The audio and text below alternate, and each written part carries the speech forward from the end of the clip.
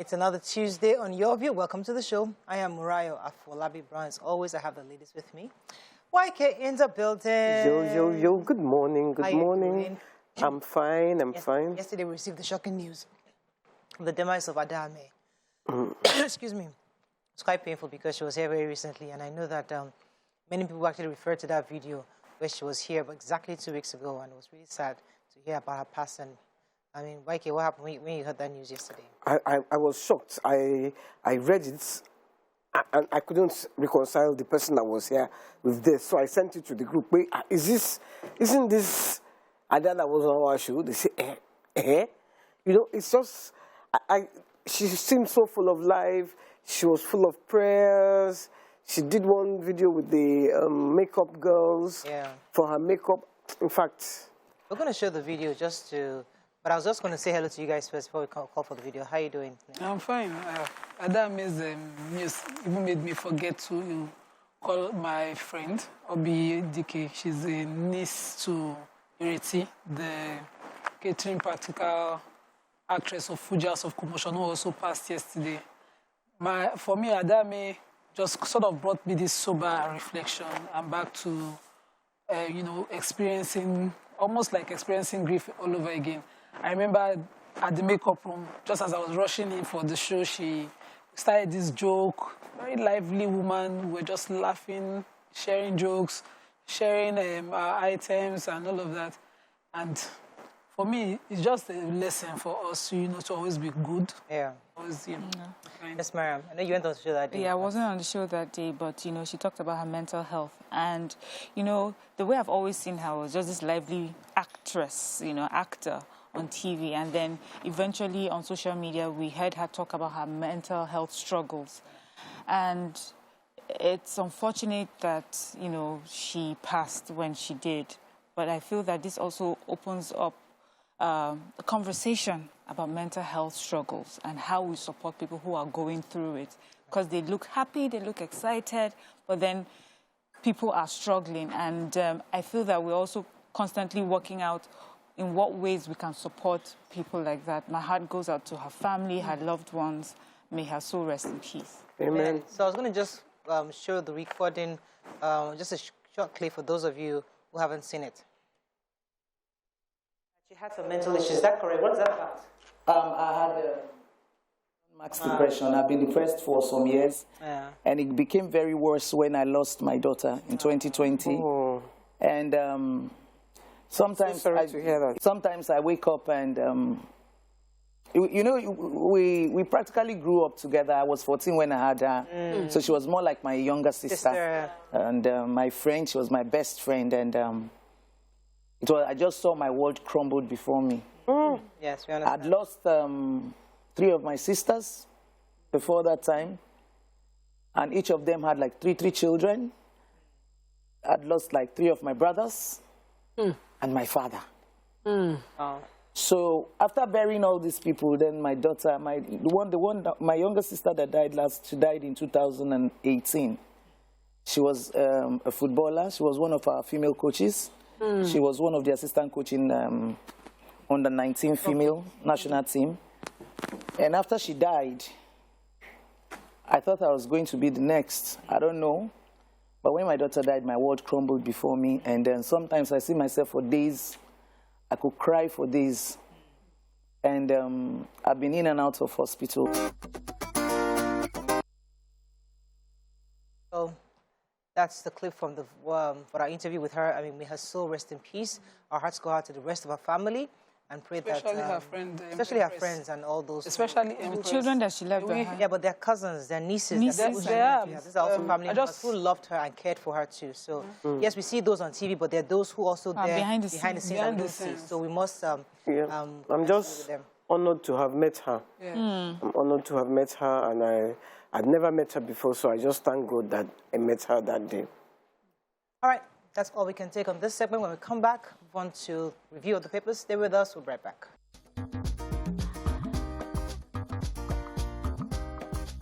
Stay tuned. Your View will be right back. We're going to start with the nation. 100% pay rise likely for striking varsity teachers. Federal government silence as marketers hike petrol pump price. Makinde inaugurates Lawal as deputy. Tinubu to present Shetima tomorrow. Nigeria Netherlands signed pact on food security. Government kills soldier, 9 others in Plateau and Imo State. And Aero contractor suspends flights. Okay, which story are we starting with? So according to the reports in The Nation, not exactly factual, concrete yet, but the federal government is looking. They said the president himself has decided to meet with ASU. He has decided to wade into this issue with ASU, and I'm grateful for that because we were here calling out that the president has not spoken directly with them and he has left them to his ministers. But this report says that the president is looking at negotiating with them, also looking at the report by the Briggs committee. I'm trying to remember the name of that committee exactly. But then they're looking at how they will come into this matter, and they're looking at almost 100% pay rise likely to settle on their with ASU. According to the source, it says that the federal government and ASU may reach an amicable agreement in a short time. So far, the government may concede 100% salary increase for the striking lecturers. This is a key part of the ongoing review of the 2009 federal government and ASU agreement. And I'm hoping that this is done. And, this brings... Right. Because the Briggs committee was saying a 180% pay rise, but the federal government is doing 100. At least that one without something. Okay, so there's a bit of confusion within the oil marketers because right now, many of the regulators are silent over the recent pump prices by various gas stations, petrol stations. So the marketers are complaining that the landing cost per petrol is about 170 naira to the liter, and they're having difficulties selling at the approved price, which is about 148 naira. Although some people are already paying, some people are already selling at 162, 165 naira in various parts of the state. Others are selling at 200 naira. But the nation tried to reach out to many of the regulators, including IPMAN, NNPC, NPD, PR, and others, and none of them was able to confirm what the agreed new pump price should be. So people are just doing what they want to do across the board, and that's the report. So these Sun reports should be carefully taken. I wanted to take it in the Sun. The Sun reports that NNPC increases petrol pump price to 179 naira per litre. Okay. And they took it factually. They said that the NNPC are looking at an upward review of the pump price starting today. Okay, well, and so they are saying that they've already given notice. In this report, yes. They say they've already given notice to marketers across the country on this new increase. According to The Nation, it says the NNPC spokesman, Malam Garba Din Mohammed, did not respond to all the questions concerning this pump price. So there was nothing official at the time of this report. They had even tried to engage the GMD as well. Yeah. I bought a petrol yesterday at over 170 sharp. It's fair at 170. There's a filling station at Alakija selling at 200 naira per litre. Okay, let us move on. Yes. So the federal government and the Netherlands Development Agency have signed an MOU, and this was this is to enable us achieve what we call our policy of grow what you eat and eat what we grow. The Minister for State Budget and National Planning, Mr. Clem Agba, says that this was an important collaboration to have because the Netherlands have been known to do this for themselves, and this is something that they're trying to encourage, that this partnership will help them encourage our local farmers with techniques and resources, to do better, to be able to produce more food for our country, so we're able to consume the things that will be produced. The minister that while the Netherlands Development Agency says that they're already doing work in Ghana, so what this will mean is that they'll just expand what they're doing to Nigeria, and then hopefully we'll see some change and improvement when it comes to food production in Nigeria. Moving on now to The Punch. Adelekes camp worries over litigation, woos PDP faction. Shanties, shops raised as fire guts Lagos sawmill. Fans mourn deaths of Nollywood actresses Ame and Onayiga. Oh, that's true. We forgot to mention that too. I think she too has been on our show before. Been on that show very well. Yeah. Power supply to drop again. TCN alerts Nigerians. Flood. Ogun residents flee homes, decry government's neglect. Lagos court jails businessman 60 years for fraud. ASU meets August 1st, strike enters 155th day. FG, UN to identify terrorist criminals at airports. NLC dares police, says protest notification unnecessary. Consumers pay 193 billion naira to discos amid blackout, says report. Okay. ASU, so the National Executive Council of Striking ASU have said that they've scheduled a meeting in the first week of August. In fact, they gave the date. They said it will either hold on the 30th of July or the 1st of August this year. And it's for them to finally make a decision that will determine whether they will suspend or continue with the strike, which has entered 155th day as of yesterday, so 156th day as of today. Many stakeholders, of course, are adding their voice to this situation. We have the NUC, and I would like to read what they said. So the NUC is calling on ASU to sort of rethink this strike. Here, they say the Commission's Executive Secretary, Professor Abubakar Rashid, said, our universities have been confronted with uncertainties due to this unfortunate strike. ASU is in a 6-month, and as Vice-Chancellors, we know the negative consequences of the prolonged closure of universities. We know what it means in terms of effect on the economy of the nation, in terms of our institutional reputation and the future of our youth. University education is fundamental to success and nation's economy, and so forth, and so on and so forth. So I hope that when they finally have this meeting, somehow we can have our children back in school. Okay, another story? Yeah, just Spikey. I wanted to take the picture. Okay, go ahead, the fire. So the fire happened again at the Butemeta Okubaba market, Plank Market yesterday. And according to the reports, no life was lost. All the rescue agencies, emergency agencies, responded to this fire. But again, as usual in all reports, they will say the hoodlums were preventing the, killing of this fire. Every time they're trying to access that area, whenever there's a fire in that area, hoodlums will come in and try to prevent. I don't understand why this happens continuously every time. If there's a fire, the fire agencies come, let them go in and rescue people and, prevent whatever as much as possible.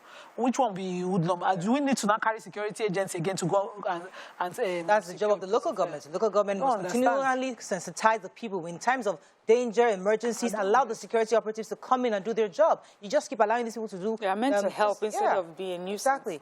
Look, I was going to take the story. Why can you have a story? Yeah, the residents of the Okeafa community in Magboro area of Ogun State, they are expressing their frustration about the flood in their area.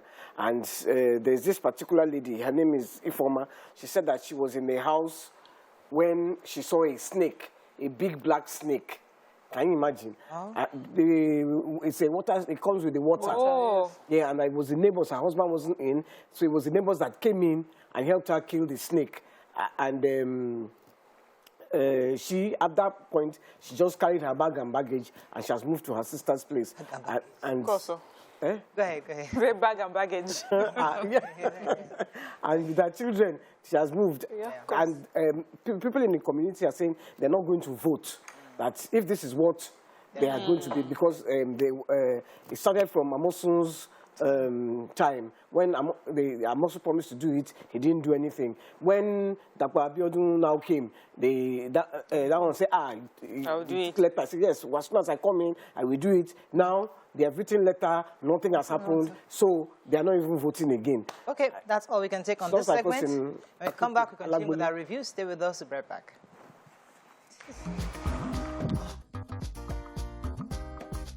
Stay tuned. Your View will be right back.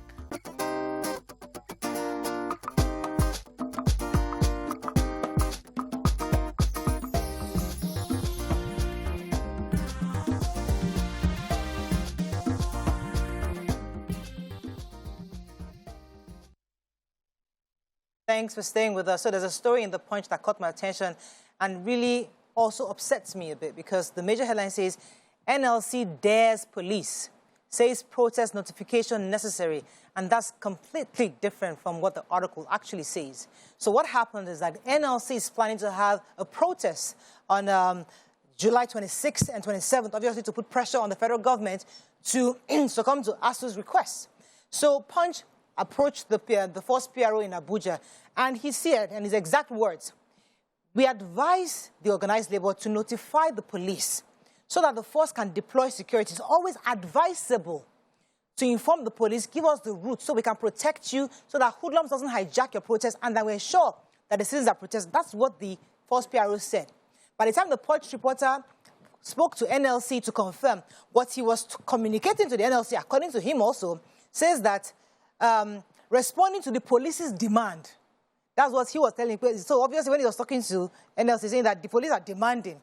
So in responding to their demand, which wasn't a demand, it was an advice, saying that, and so obviously saying that NLC was saying that they're not legally obligated. Yes, it's not, we're not asking you, it's not legal. The police is not saying that you're legally obligated, just saying it's advisable to inform us so we can protect you. It's important that media houses couch these words, because these are things that inflate, aggravate, incite people's anger. So you come on the air and say, NLC dares police. Who's daring who here? On what basis? It's just really ridiculous. Moving on now to Daily Sun. 2023, CAN directs Christians on candidates to reject.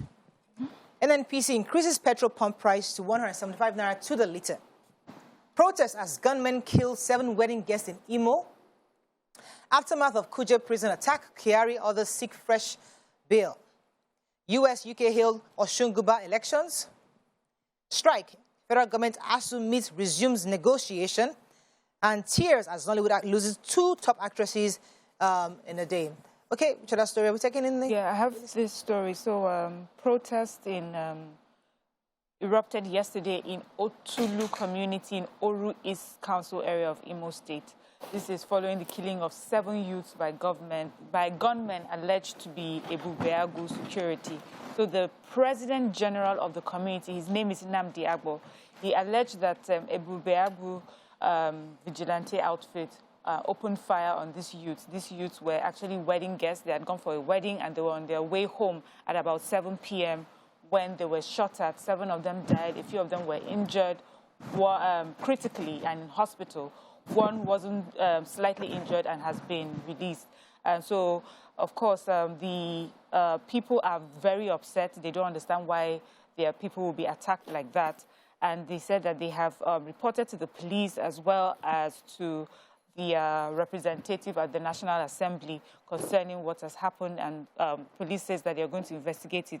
There are also a few names that were mentioned here that have been arrested in connection to this killing. The names of those who were killed also have been listed here. May their souls rest in peace, and we hope that we find, what may have happened, because this security vigilante outfit is meant to protect people. Was this a case of not recognizing that these were indigents of the community? State police. Just state policing. Right. It's your state police. Well, we need to train everyone properly. Okay, any other stories in town? I was going to take the story, CAN. CAN is speaking loud and clear. So they issued a circular saying that Nigerians, all Nigerians should not allow their members to vote for any presidential candidate with links to hard drugs, Boko Haram, or any violent religious groups. They're advising their members to look for competence and people who are candidates who are honest, truthfulness, respect for the rule of law, respect for religious and ethnic diversity, compassionate, disciplined, and credible. And this circular was sent to all the churches across the country, and many of the pastors. There was one actually. She did a video, pastor. I can't remember her name. She did a video reiterating what CAN is saying, and obviously they're trying to see they ensure that everybody within that group votes a certain kind of candidates. And it's not the first time CAN is doing this, because usually they always tell us, but they didn't specifically say which candidate to vote for, which is a good thing. I was hoping they wouldn't say that. But they're very clear that we must ensure that whoever comes in is honest and truthful and ready to take Nigeria forward. Any other story in Daily Sun? Should we move on? Okay, nobody has the protest of 7 women. Just took a story. Moving on to Vanguard. ASU unions to shut banks, airports, others over strike. Peter Obi, Truth by Chuks Iluegbona. We have conducted major investigation on the individuals financing Boko Haram, says federal government. Passengers stranded as aero contractors suspends flight operations indefinitely. INEC still in talks with CBN over shortage of election material, says Festus Okoye. Kuje prison attack, DCP Kyari begs for deep bail as NDLEA calls first witness. Oyo lawmakers impeach deputy governor. Cultism, probe hip-hop artist Portable over formation of 1 million boys. IG orders Lagos Commissioner of Police. And Oshunpol Oyinlola Okowa Sarkin and the untold story of Adeleke's victory. Which story are we doing? Aero contractors. Yes. Aero contractors have suspended flights indefinitely starting tomorrow, Wednesday, the 20th of July. And according to this report, this is as other flights, other airlines are saying that there will be delays on their flights across the country.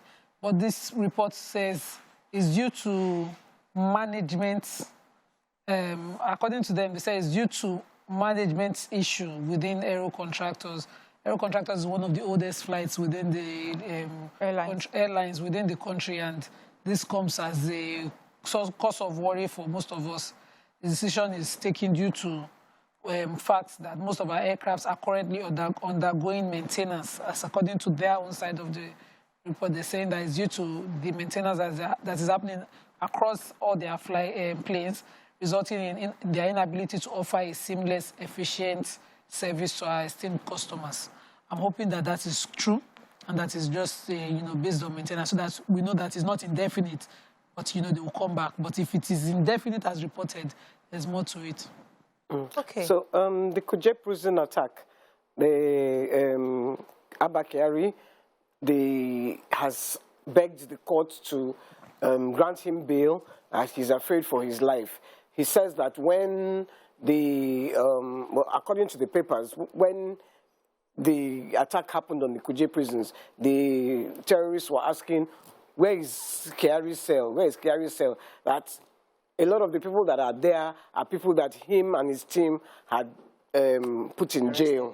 Yeah. So he fears for his life, so they should please grant him the bail. Meanwhile, NDLA have started the case also yesterday against him, and they brought in their first witness. What was her name?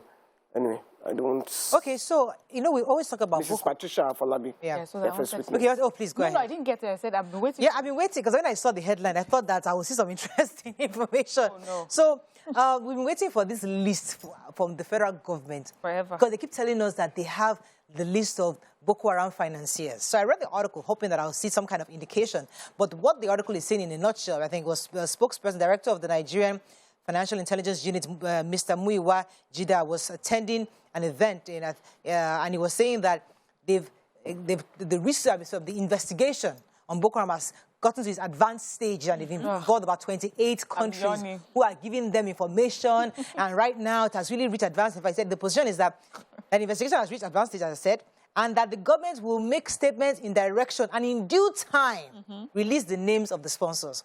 We've been waiting for this due time. Maybe not pass. Remember they were asking, did you take this story? And I said, there will be nothing inside. I am telling you, I thought that they will give us some information. So in due time. I don't know what in due time means. Maybe when Buhari leaves the office. It will be when, this is how many years now? Less since the Dubai arrested some people and locked them up. In due time, they release. The other guy that said he had, we created the cult group 1 Million Boys. Oh, that clown. Terrorized Daja. What's his name? Portable. So, his real name is, let me tell you his real name. Habib Okikiola. Good. But the IG of police, Akali Baba Usman, has directed the Commissioner of Police in Lagos State to quickly fetch him out. And, because he doesn't know how serious those what did the guy say? I was seeing the video. He's come back to say, I did not mean it to. I mean 1 million followers on TikTok or one of these apps. But me, I'm worried. I'm worried that might just be with the substance of truth, and I hope that the investigation. There's no smoke without fire. Well, he's too small to create call groups now. Who is he? He's Cult group has been there for how many years? If he says he did, let us find out. During COVID, there was the 1 million boys. Yes, that was. They were doing all sorts of things. So that's why the police are interested in him. They want to investigate. Is there any story? You have to run. It just any in Tribune? In Tribune. Let me move very quickly. Let's find a story not taking. Zamfara Government suspend Emir over turbaning of bandits as title holder. I think that's it's important to take that story. Last week Saturday there was the Emir turbaned a notorious bandit, Sarkin Fulani. Over 100 bandits were there at the ceremony. the governor of the state has quickly thrown out or suspended the emir. You know, that's really bad. It's sending a very strong message. I'm worried, though. Committee has been put in place to investigate why this happened and how it happened. Wait, but do they have bandits on their head that I am a bandit? How do you know they are bandits? It's a hot topic. It's a hot topic. It's a hot topic. How do you know they are bandits? I think it's our hot topic. There's a virus in Ghana now. I'm hoping it doesn't get here. Go ahead. There's a serious virus. The Marburg virus has been discovered in Ghana. 98 people have been quarantined, and some people have already died due to these 2 cases. And they've investigated and said this virus is now in Ghana. And it's similar to Ebola. Similar to Ebola. Whoa. Ghana is just next door. Yes. I'm not going out again.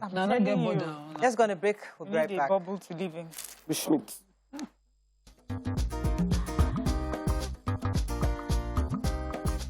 Stay tuned. Your View will be right back.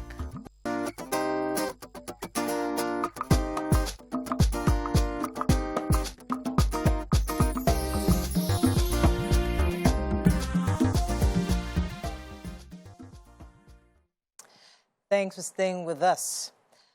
So there's something called period poverty, and which is where many low-income women find struggle to care for themselves during their menstrual cycles. So joining us to talk more about newborn beauty pads is a medical laboratory scientist, serial entrepreneur, and business development strategist, Stella Ndekele. Welcome to the show, madam.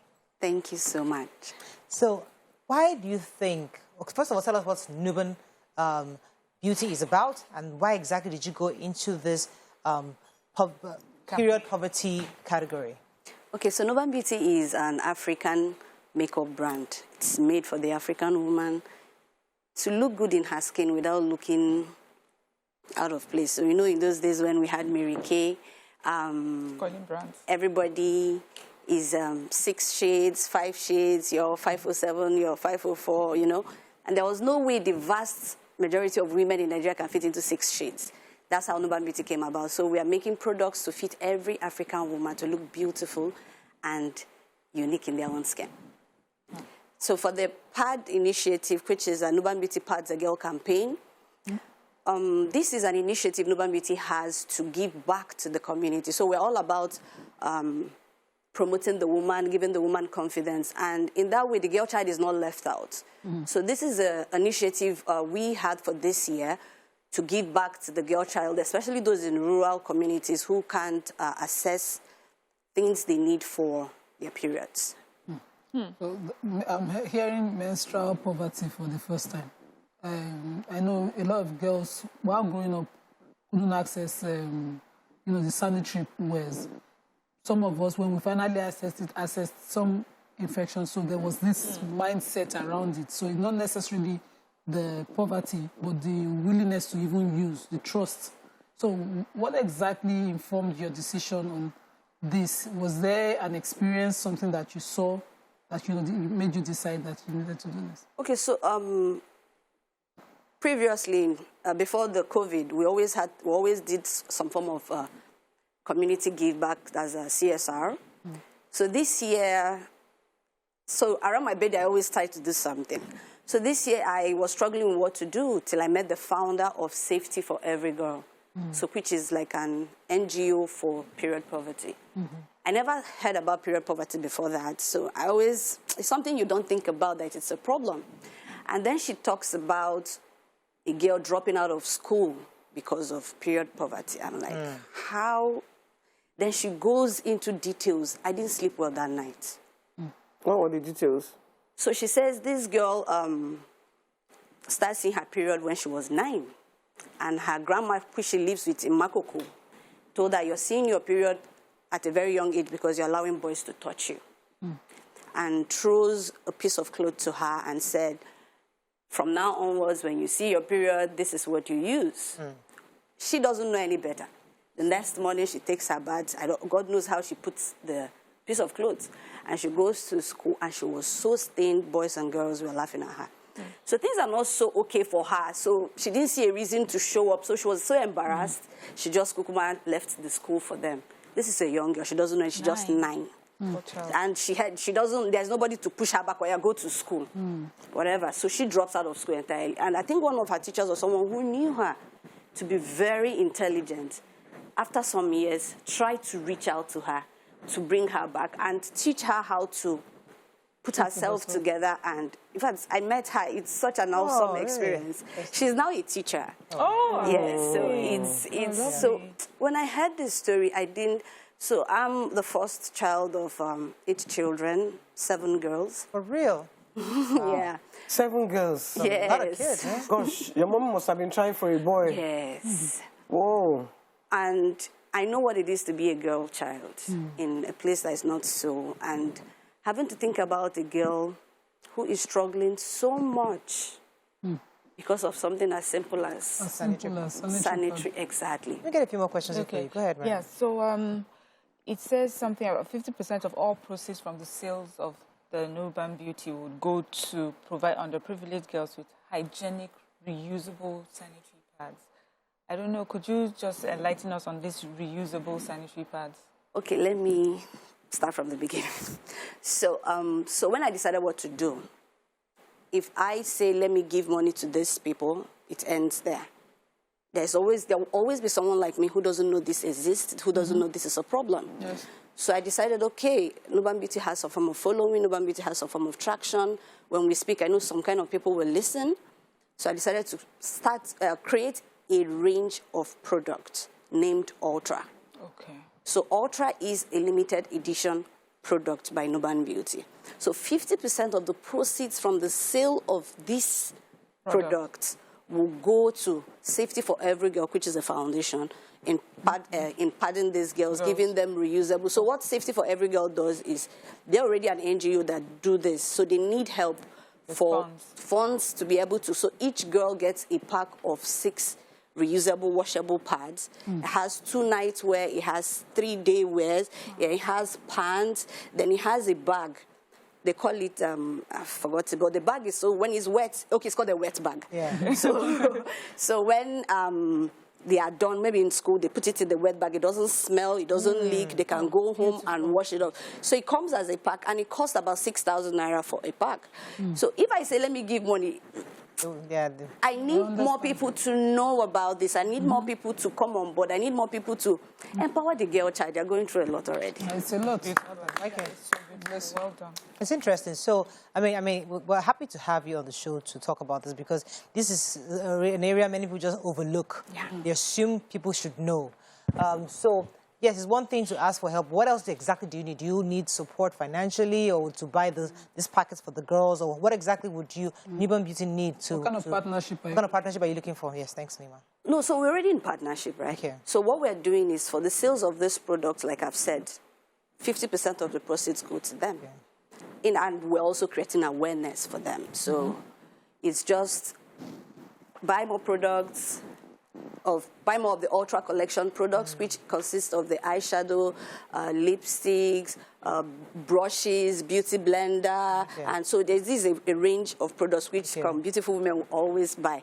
But buying it and remembering that, as I'm buying this, you're also empowering I'm empowering a girl child. I'm giving a girl child somewhere who struggles to use to get pad. In fact, they said what shocked me the most was that tissue paper is a privilege if you can get tissue to use. You know, we had an outreach in Makoko with them, and I almost cried.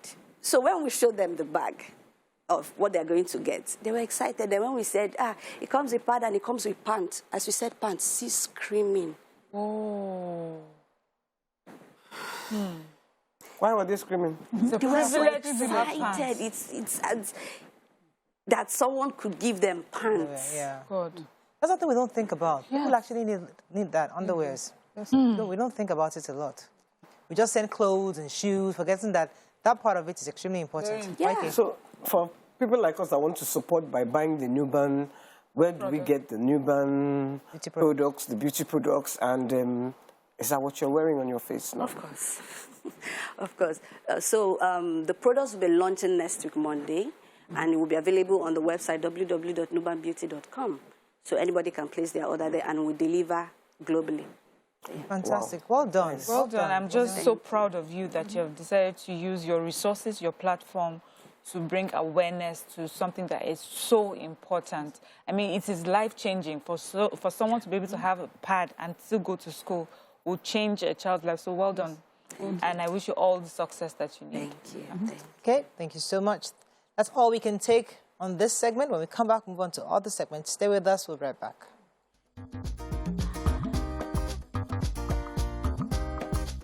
Stay tuned. Your View will be right back.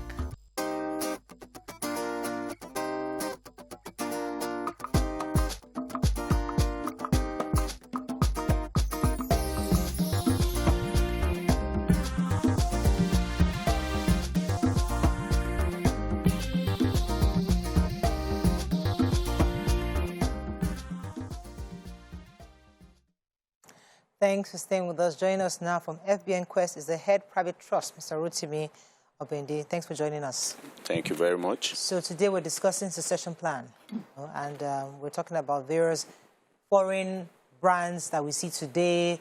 Some use, I mean, the thing that we call Ford Motors, we have Rockefeller, we have so many big brands, McDonald's. These are Kentucky Fried Chicken. These are stuff that eventually the owners are no longer with us, but today we still see these businesses.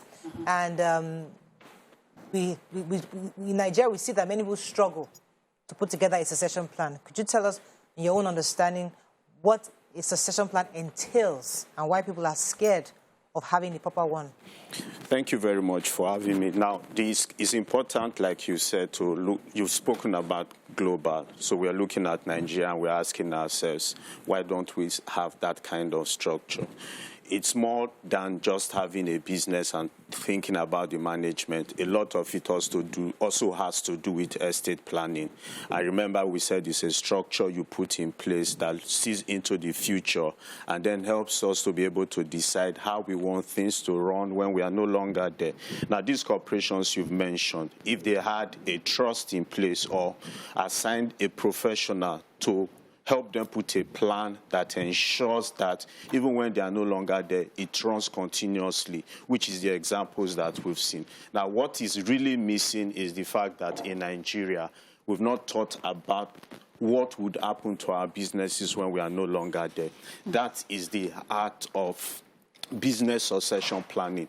Put a structure in place that would outlive you. It does not necessarily mean that it should be your family members. Anybody that you believe is capable of running the business, whether you're there or not, is what you should be looking at in terms of succession planning. Recently, I had a talk with my uncle, has a good, very successful business going, about just after I met you guys, and I was talking about his business succession plan. And my uncle was like, worry yourself. All my children, they have management level.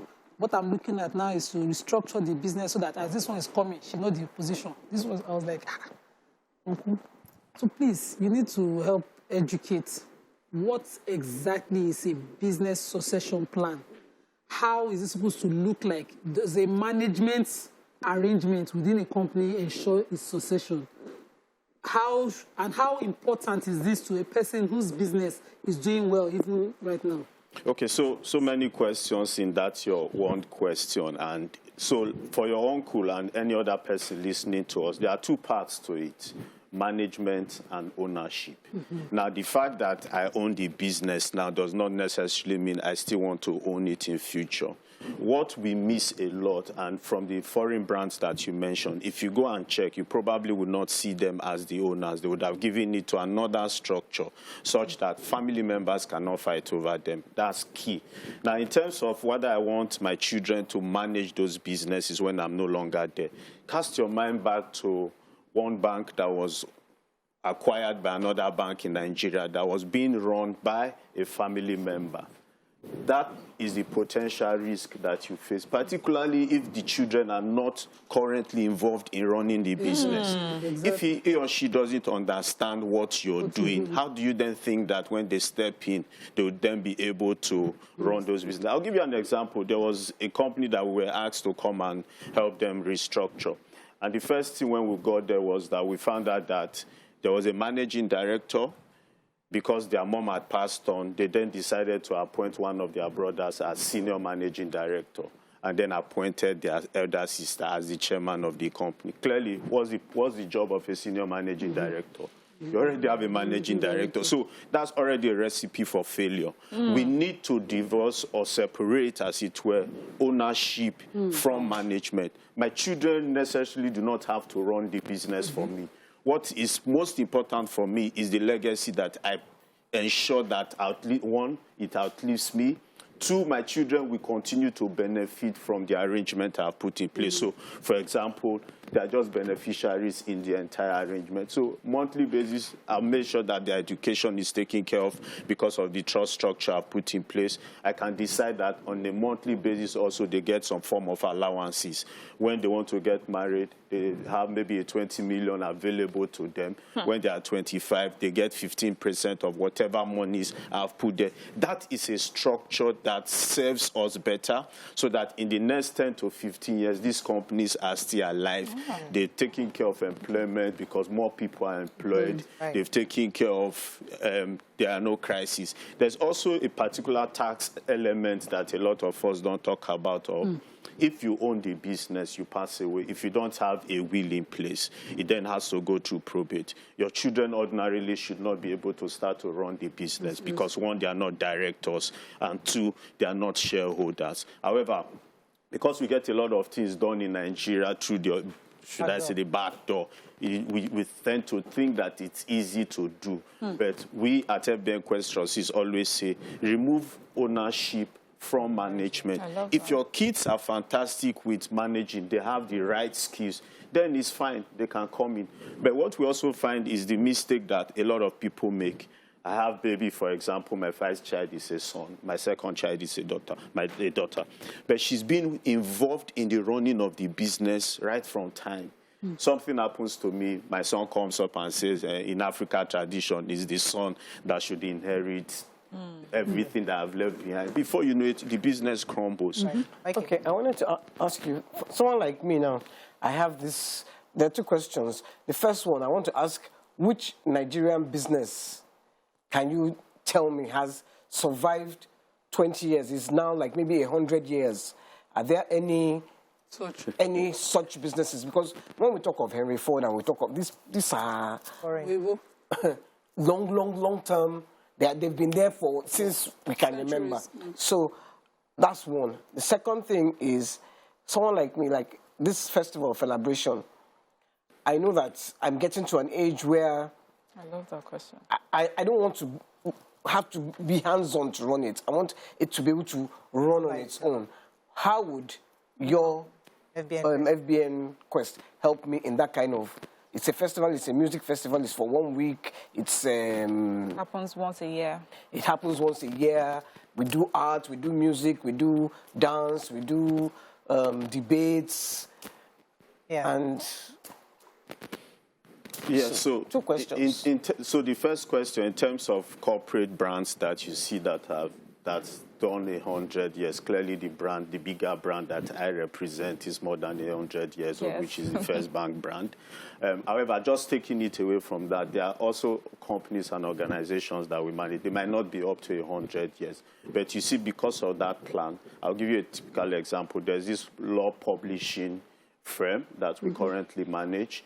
The owner is no longer there, but if you ask, it's still the biggest selling law publication company in Nigeria, and that's the Nigerian Law Publication that was owned by Danny Fawemi. It's a brand that we currently manage. So despite the fact that the man is not there, the publications have continued to go out on a weekly basis. That's because of the structure that is in place.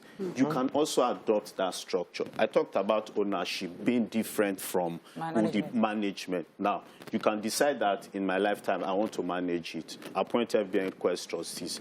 If you have a company that you currently manage or that owns that brand, transfer ownership to an institution, FBN Quest Trustees. Now, we watch you in your lifetime, depending on when you then want us to step in. We then step in. We are in charge of ensuring that there's a management in place. Now, what we do with a lot of the companies that we manage is that we have quarterly meetings. There are annual strategy sessions to illustrate what the business has done in the last 6 months, 1 year. We then give advice. That structure clearly would ensure that every single year the celebration that you talk about will continue to hold, because we'll be discussing with those currently working with you.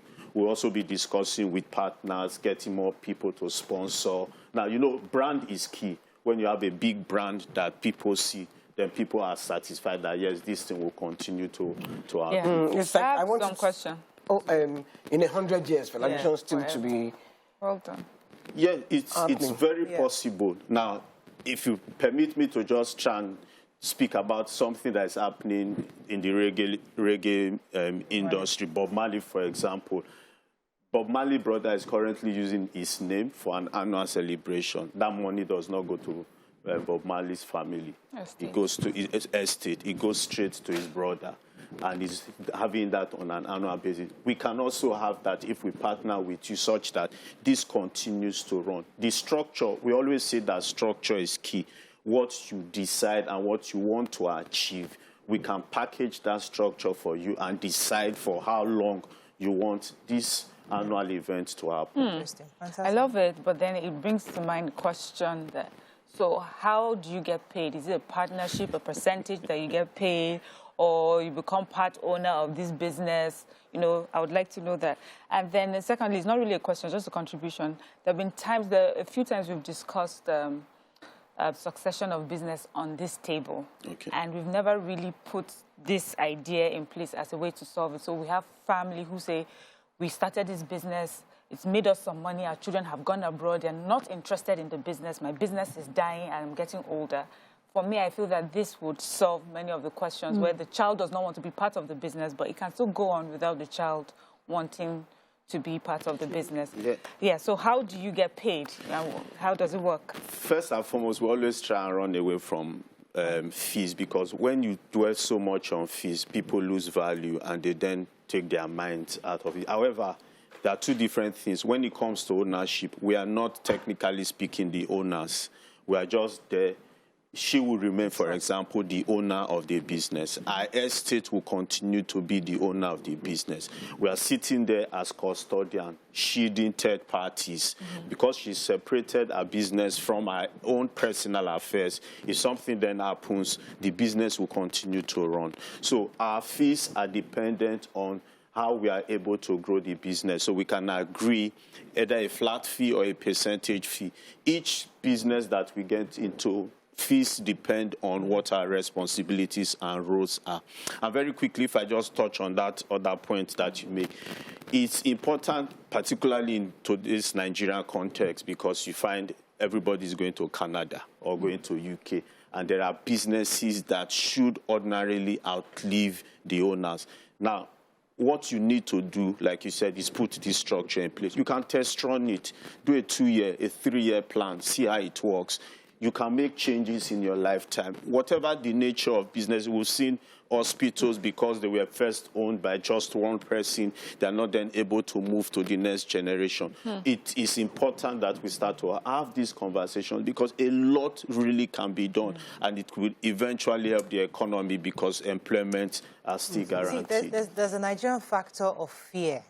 You know, you do so much work to build a business, you know, and your children are educated, and you feel that, how can somebody, bunch of strangers, start running something I built from scratch? So you have this conversation and thinking, I worked so that my children can have this, and I want to be in heaven seeing that my children are running this.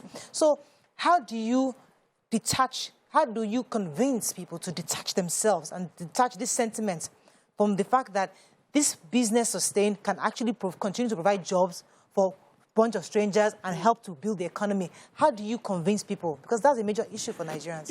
It's a killer when we talk with our clients, because we understand that sentiment. So they first see it as a family business, and they want it to stay in the family.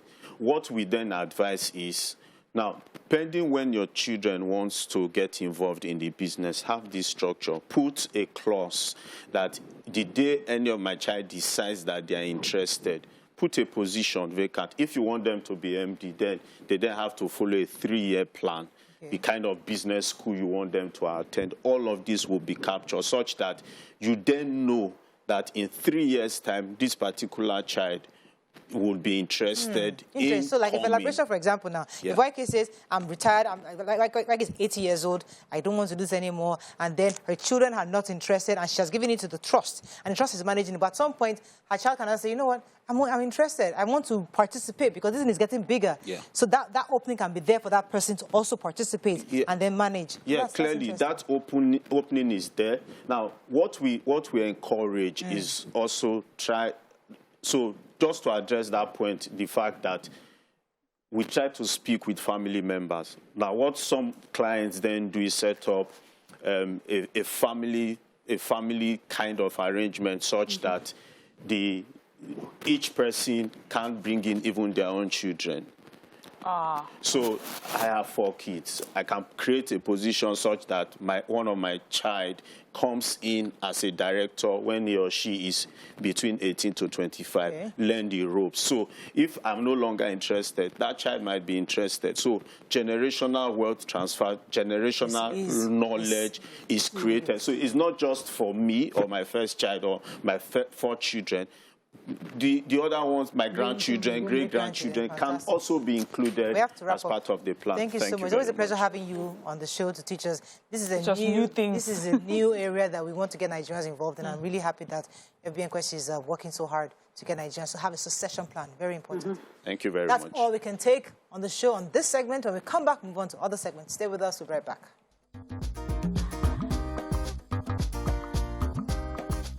Stay tuned. Your View will be right back.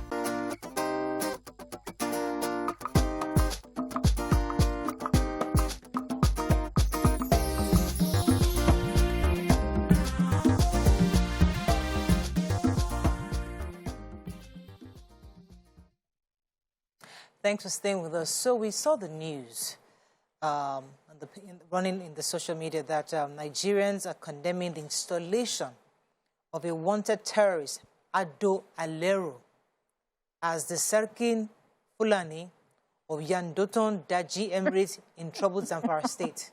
I crucified that. Yeah, do it. That's it now. I have to read it. Yeah, read it for me. Sorry, the names. Okay, so his name is a wanted terrorist, Aliyu as Sarkin Fulani, and this was Yandoton Daji Emirate in troubled Zamfara state. Sorry, I laughed because it just sounded so Yoruba when you were saying it. So, as I was saying, critics, obviously, as they've condemned this this installation of this man, and it has raised questions because, you know, the government keeps telling us they're fighting insecurity with everything they've got. And there we have in Zamfara State, a bandit. Now, I have a few questions because according to the report, he was a known bandit. And I'm thinking, so what defines a person as a bandit? I'm not saying this is wrong information. I'm just saying that how do we identify these bandits? And how is it possible for a bandit to be crowned in a state as Zamfara? So those are the questions people are asking. But I know that the governor has responded. I think you have the response of the governor. Yeah, what did he say? Yes, I read earlier today. So the governor has suspended the emir, and he has put together a committee to investigate how this could have happened. But even when we read about the turbaning when it happened last on Saturday, the people of the community that were questioned, and they were speaking, of course, anonymously. They said that, well, for one, this will make sure that they are not attacked. This was a way of making sure that they will maintain peace. They said he, in particular, Aleru, had promised not to attack that community for a while, and he had kept his word. So for them, this is like a sure thing that will ensure that they are not attacked. And it just goes to show that government is not reaching every part of Nigeria. That the people in the community would rather trust in the bandits to protect them or not attack them than trust in the structure of our government to protect them. And people will constantly look for different ways, you know, to protect themselves. They have reported them before and still come into their communities and kill them. So you know how you have an agreement with the devil, hoping that because of this agreement, for as long as the devil is happy, you will be at peace. But we're happy that the governor has stepped in And apart from just a committee, I think the question will be, if we know if there's a known bandit, how is he still walking around and being turbaned, and his other bandits were even there at the event? My own problem with this issue is it was a ceremony, one. The local government chairman, I've forgotten his name, was at the event. The local government chairman made a speech at the event. There were police officers at the event, because you can't have that kind of, without 1 or 2 police officers working at the event. The terrorists did not come with any gun. They were so sure of their safety. Video. They came with motorbikes. The terrorists, 100 of them. They came with their motorbikes. They rode into town, into the community, and watched the turban. Now, and you see, when people keep saying government officials know about this kind of thing, local government chairman is part and parcel. It's part and parcel of government. You cannot tell me Emir was put there by government. Okay, it's government that turbans the Emir. Yes. Okay, what's even more disturbing to me is that the governor, all they did to suspend. This is more than suspension. This is rounding up a whole community, saying, you're bandits. You know, that kind of... I mean, I thought he would be shocked to find out that this community is full of bandits. I think the governor was just... trying to play to the gallery. Exactly. And that's how I felt. Because this community says that they said this appointment is with the demand for peace and reconciliation efforts highly needed for our people in our emirate. And this emir that crowned this man, Sarkin Fulani, is the first emir himself.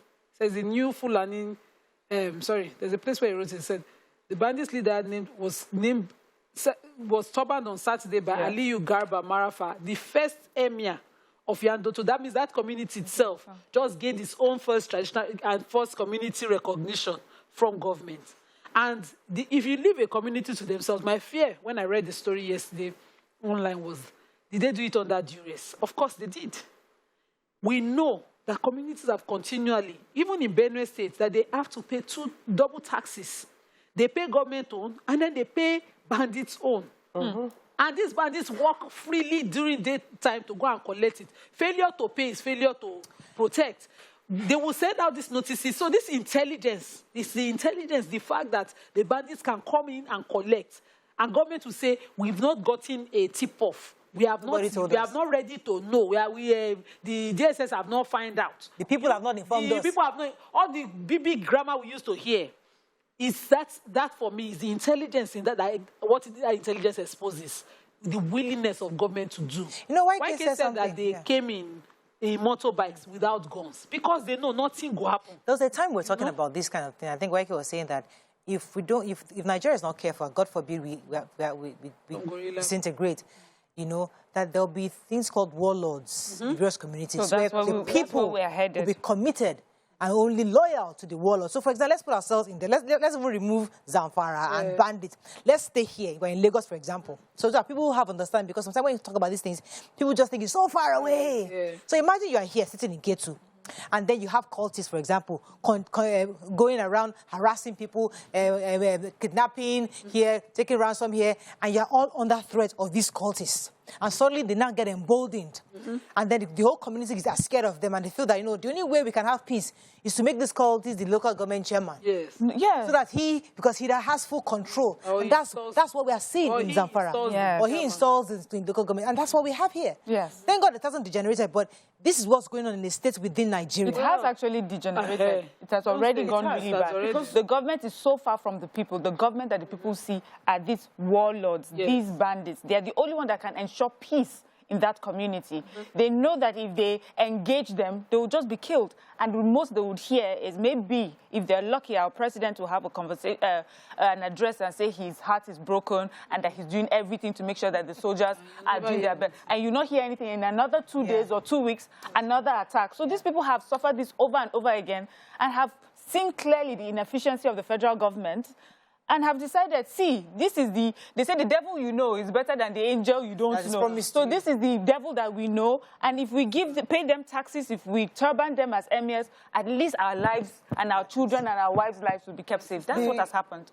the guy is responsible for killing their families. Oh, yes. Their family members. He has widowed a lot of women in that community. They are still... Did you see them outside? Did you see the video? I didn't see the video. I saw the video. It's fear. They were all there. Of fear. These people rode in. The emir was there turbaning the man. From fear. They never born a man, not turban. You will roll the thing. They will be... He roll ham. Only eye language. He roll ham. He turban ham. So when you suspend the emir, why don't you... It was frightening to watch. It was because if it has come to that, federal government, they should even stop saying, when they start saying, because I heard one saying on Sunday that the country is much safer now than it was 8 years ago. Tell that to the people living in town for Zamfara. Tell that to people who are on the train. The sad thing is that we are looking at Zamfara. We are not looking across the country. You know, you made an example and brought it south. We're already in that situation all around the country. When you go to the east and you have a seat at home, and there's a government who did not have a seat at home. God bless you. It is somebody else that is saying, I stay sit at home, and they did not how they were not to sit at home. And the governor could not do on Monday. So we already have it in every area, every region. These few peaceful areas that we don't have it supposedly, that or where the people are still unaware of all of this, they will go there, attack them, kidnap for ransom. Yesterday morning, sadly, a case my firm is handling, the client was supposed to come, and it was a criminal matter we are defending the man. And he was supposed to show up in court yesterday morning. They picked him up in Lagos with our case file in his hands. Oh, are you saying kidnappers? Yes. And they called the lawyer, because the last number dialed on his phone was that of my partner. And it was called 500,000 was what they were demanding within Lagos State at Alimosho. Within Lagos State. We started running Elta Seketa to get this money. It was released in the evening after it was paid. They were saying to us that if we fail to pay before the end of the day, he'll be moved somewhere in Oshogbo and that they will take all his organs. So these are the realities around there, and I'm saying it in no sense. Let me go on a quick break, When we come back, we continue with this conversation. Stay with us, we'll be right back. Have the audio.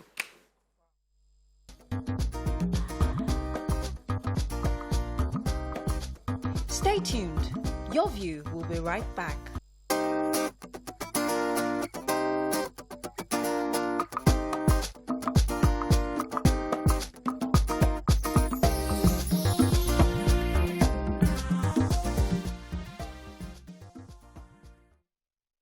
Thanks for staying with us. Regrettably, I'm told that we're off the cable station because we have a live session, but it doesn't matter. We're going to continue with our show. So those, we're going to take a few comments concerning this because when our government is saying they're fighting terrorism, they're fighting banditry, you would think that when something like this happens, the government would be equally shocked and surprised, not just the governor, thank you, but even the federal government, even the chief of army staff, not everybody who is working to the nail to fight banditry, fight terrorism, should be shocked and say, I am sending my troops out to kill these people, and here you are, turbaning an emir within the state, saying that they're bandits. So that in itself should have shocked the president. You would think that there will be a statement from the presidency concerning this. You would think that the army will go in and surround that place and say, we hear that there are bandits here. You will think that. So what are we complaining about? Are we just wasting our time? Because it seems from this report that both the state and the federal government are coming across as complicit in this issue of terrorism. I believe that Mariah, you have said it all. I can't add or subtract. Because how can?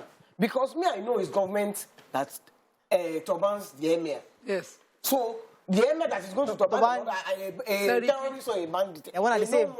Because I've told them that if they want me, I know names of terrorists. Why? Because I watch journalists hang out. And Babajide or Chichoju, he knows the name of one of them. If Babajide, who is a journalist, knows the name of terrorists, governments, you must know them. And government in today's report, if you recall, said that they have the list of the sponsors, but they are yet to disclose. They've had this since before Dubai published and prosecuted for financiers of terrorism in Nigeria. They've had it.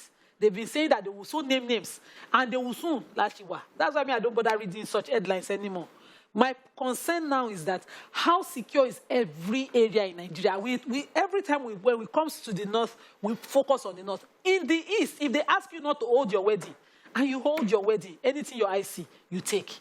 Already, that means somebody else is government within government. Yeah. Absolutely. So why is government about elections and, you know, putting people in Aso Rock and offices? The terror they showed in Owo, for example, if they come there now and say, okay, don't more church service on Sunday, people will be scared. They'll stay in their house. That's all. Because they must have shown that yes, they have in your area.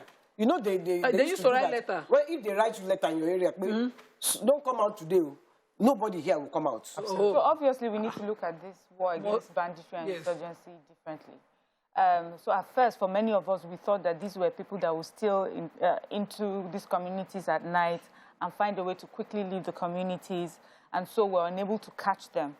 Obviously, that is not the war that we are fighting, really. What we are fighting is people who are boldly living within communities, and our government is unable to approach them. Our government is unable to handle them. They know them, they know where they are, they know that they are all over the communities, they're collecting taxes, they have stopped people from going to their farms.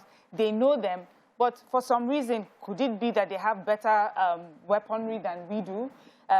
Is it that they are so much integrated within the community that fighting them may mean so much casualties of innocent Nigerians?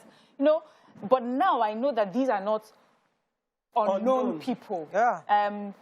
People that we cannot point at. We know them, we know their homes, we know everything about them, but we are not engaging them. And I would like the federal government to let us know why we cannot engage them. And then they will have the guts, the effrontery to tell us we should stop giving them money.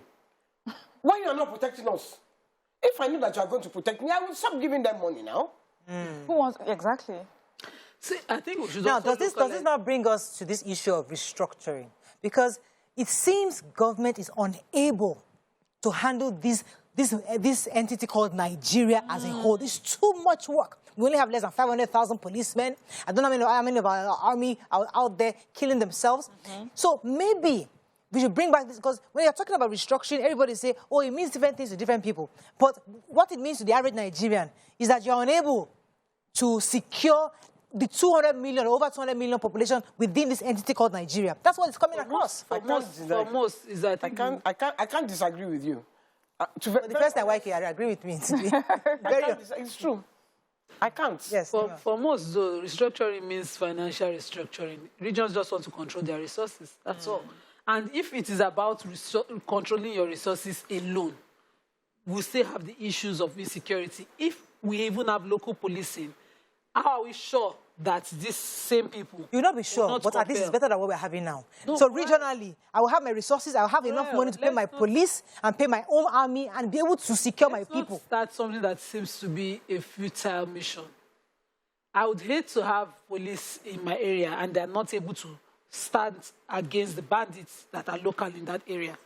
For instance, in Zamfara State, if they had state policing, and the police could carry guns, do you think these bandits would just disappear because of that? So we engage them now, but they cannot carry, they don't have guns. At most, you have the community vigilante with their bows and arrows trying to... We need it to be properly trained and armed. The ones that are there now. Maybe that police is from... That police might be from Lagos. If you might be from Ogun State. He doesn't have a connection with those people. So he's like, I beg. Let me just come and do my own thing and go. There for a duty. No, what I'm saying is the system we have today, Nima, because he's not from that community, he doesn't care. He might be from Anambra, he can be from Lagos, he can be anywhere, and he's in Zamfara to protect these people. And he's here, he's thinking, I don't care. You also mentioned the area. He's not interested. And you also mentioned also the number of police that we have that's available to all the states in the country. How many of the police members were there compared to the number of bandits? Exactly. If the police officer had 100. cracked that his olden days rifle, while hundreds of bandits were standing there, would he be causing more harm to the community than saving for his life? So, Mariam, this is where intelligence is supposed to work. That kind of thing. They have them all trapped. All the bandits have come out. Plus the Oga Pata. If intelligence was working, they should have been there. As they just enter. Boom. Blow them. they would have even used it. Let me take this call from Hassan. To catch them. Let me take this call from Hassan. Good morning, Hassan. Are you there? You watch too much Hollywood movies. Good morning. You're live. Go ahead, Hassan. Good morning, though. You see, as we are discussing this case, my heart bleeds. Let me tell you what you don't know. You see, this Zamfara of a team. I know that area very well from Ankara, Magazu, Kucheni, Endoto, Wincheskalbo, up to the song. You see, let me tell you, people are not serious. And the governors are not serious. The only governor that is serious about this is Erufai. Because I see nothing why we should continue to appease terror.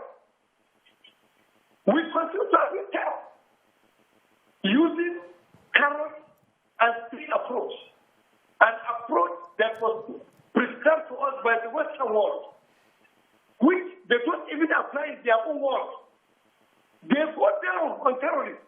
They go down on the bandits. These are armed robbers. I've been saying this. They are not bandits. They are armed robbers. And people must stand up. Look, Waki has said it all. She said, if care is not taken, the country will be taken over by the warlords. I saw the example of it during NSAC in Lagos here. I rode on a bike midway from Ibadan to Lagos. I know what happened. And I knew how people took law into their hands. I knew what it means for people not to recognize government. I knew what it means for the absence of government, which is anarchy. Look, if we don't stand up as Nigeria, we are going to fight ourselves. Forget about saying we cannot have guns. Please, go and have guns and defend yourself. Thank you very much, Hassan. Because Waike, I'm going to go on a break, because Waike said something intelligence. I mean, we laughed about it, but the truth is that turbaning an emir is not something that happens, you plan for a day. No secret. You planned it probably weeks or probably months before. Some intelligence should have gone out and say, they want to turban this person, you know, he's the head of the bandits. So at that moment, you can plan, or let them all gather and blow it up like the movies. I mean, just also, it's a layman's thinking. The but bandits recruit within communities, and their mercenaries are already... They know them. They know each other. So I think the approach to this... So they're also stakeholders within that, because the communities are also, they have brothers and uncles in that also. We need critical thinkers to, you know, to solve this issue. Let's go on a quick break. When we come back, we continue with this conversation. Stay with us. We'll be right back.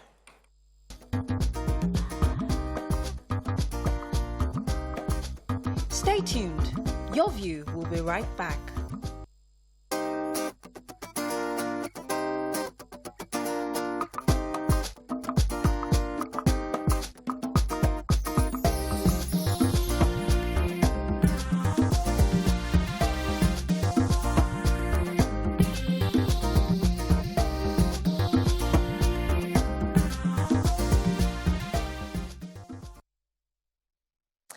Thanks for staying with us. We're still discussing this really pathetic story of the crowning of an emir in Zamfara State who happened to be a bandit. We have a call from Okwayemi in South Africa. Good morning, Okwayemi. Are you there? Good morning, ma'am. You're live. Go ahead, please. Yeah. Thank you very much for everything. Let me greet everyone. YT Power. Thank you, mommy, for everything. You guys are putting my marriage. Thank you, sir. All grace to everyone on that people. For about this thing, we all know the problem of this country, and we all know the main issue and the main focus. But they just decide to do what they want to do. Because currently, that area is supposed to be in the station camp right now. Yes. Just the area. Oh, sugar. Sorry about that. We have John Ibinu sent us a message. He says, please don't be angry with my comments. For all this ranting we are doing, does it solve anything? This type of discussion, we need to invite the police spokesman, Zamfara government, and the people from Zamfara, and then let's have a proper discussion. Look at what happened to that Zazu guy. He made a public statement that he sponsors 1 million boys. The IG directed that he be arrested or probed. Why have they not done so for the bandit leader that was decorated and the people that crowned him? That's what we should be doing. We can also invite the man that says, okay, yes. So he's saying that we need to just call in more people that can give us direct answers. Maybe we don't have understanding. Maybe we're the ones that don't understand what's going on. So let us get information from Zamfara. So, I mean, that's a good point. We'll definitely look into that. The issue. Okay, so now if they picked up the emir, is somebody finding out why the emir was crowning turbaning a non-bandit, one who has not been convicted, one who has just been labeled bandit, you know, because it is a different thing for us to know. It is a different thing for us to say we will not accept and acknowledge. So when you acknowledge the person walks freely among you, he's a bad person, we know him, but we allow him. And then we go and blame one person who tries to turban him. Is turban in itself a crime? That's another angle. So that's a legal aspect to it. So a cultist is walking around. We all know he's a known, but he has not been convicted as a known cultist. So the issue is that because we know he's a cultist, but we can't say anything again because of democracy and rule of law. The IG's police officers were there. Nobody did an arrest. Nobody says he's wanted. Nobody says he cannot walk freely. You have committed this number of murders. You have killed husbands of the people. The widows of them were at the event. Nobody. So sometimes what we allow, we acknowledge. And what you acknowledge, you legalize. You recognize the bandits and you allow them walk freely. So the Emir is probably doing it to save his own life and his own maybe community's lives because they are all under threat anyway. And we know that they have been kidnapping Emirs. So the ones that they are kidnapping are probably the ones that are not agreeing to. With our saying that he has widowed some people. Was he convicted by law? Do we know for a fact? Or is it still just like the community gist that, this man that's killed Lagbaja? They take responsibility for the disasters they cause now. When they go into terrorize, they put their names to it, and then we know them, but we will not go and pick them. That's why they are feared. Their names go ahead of them. Exactly. They take responsibility. Let me take this call. Also, okay. Olari Waju, are you there? Good morning, Olari Waju. Go ahead, Mariam. Yes, when we talk about government needs to have the political will, and I feel that sometimes when we say it, government thinks that we're saying you need to arm the soldiers and arm people to the teeth and do the job and get down on the ground. When we talk about political will, it's things like this, where you already know in a community something is happening and you just let it fly. I like the point where you're going. I just want to reiterate it a bit. So you have someone who is well-known in the community to be a cultist, to be a bandit. He does all he needs to do, like Wadume as well. They know that he brings money into the community. You know. Yeah. And the only reason you haven't said anything about him, one, maybe he brings back something from his spoils and shares in the community. That's one. Two, you have tried, and you have seen those who have tried to report him get killed. Nothing was done to him. Instead, something was done to your family or those around you to send a message. So the political will is now not coming after an emir that has turbaned him, who probably due to fear and has seen so many examples of how if he had not played a role, he would, as you said, he would be long gone. That is not political will. Political will would have been to go after these bandits, go after all the co-bandits that were there and make an example of them. And make sure that their name means nothing. When people even hear their name, they would laugh at them. But these people, just their names. That's why they could come without arms.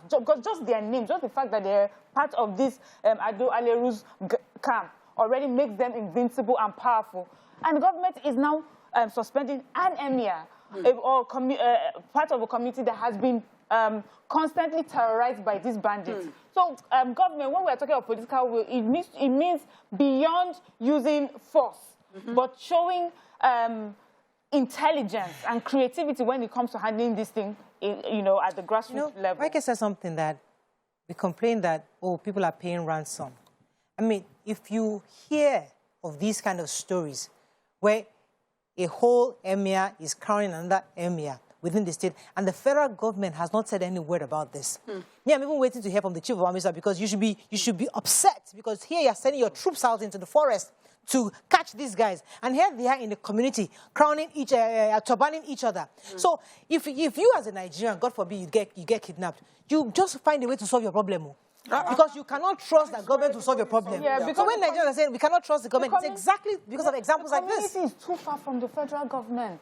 That's why the conversation of restructuring is important. The community is too far from the federal government. The federal government can only do so much. At most, we will look at it at a state level. That again, but that is why we need politics, governance, everything has to be at the grassroots level. That's where you feel the pain the most. That is why, whether we like it or not, community policing, we're not just saying get a ragtag of people and just give them arms. Train them properly, arm them properly, let them be a proper police force within the community that can protect the community. And the federal government can always add, you know, support in resources, personnel, one way or the other. But to say federal government will have eyes on every single area, you know, community. I'll come to you, Nima. Let me take this call from Larry Wajo again. I'll come back to you. Larry Wajo, are you there from the UK? Hello, you're live. Sorry, Nima. So that's for me. I agree with you to some extent, but then for me, it is still the failure of government. In the sense that within these areas already, we elected government. As it is now, there's a local government chairman where that community is. The government of the state, because the way democracy runs, we don't recognize the existing traditional tools. We create some.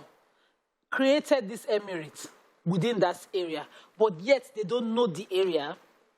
The emir cannot approach government and say, this is the number of times we've been terrorized in this area, enough to get a response or a protection for their farmers or their people, such that they will not have to recognize another. I'm still questioning if we do restructure to a small, a smaller community and recognize those regions, how secure will it make us? What exactly will it be solving? I think that there's a more critical question here. Even I cannot sit here and say this is the solution, but I don't feel sure that just restructuring and breaking into small cells. Let me unpack that first, because you said that if he tries to get more security, where would he get the security from? We're hanging there. We have less than 500,000 across the country. Who would I divide? Who will I send there? And then the government will tell you, I can't hire more because I don't have money. Because crude oil is this, crude oil is that. And the ASU is asking for their own money. NLC is asking.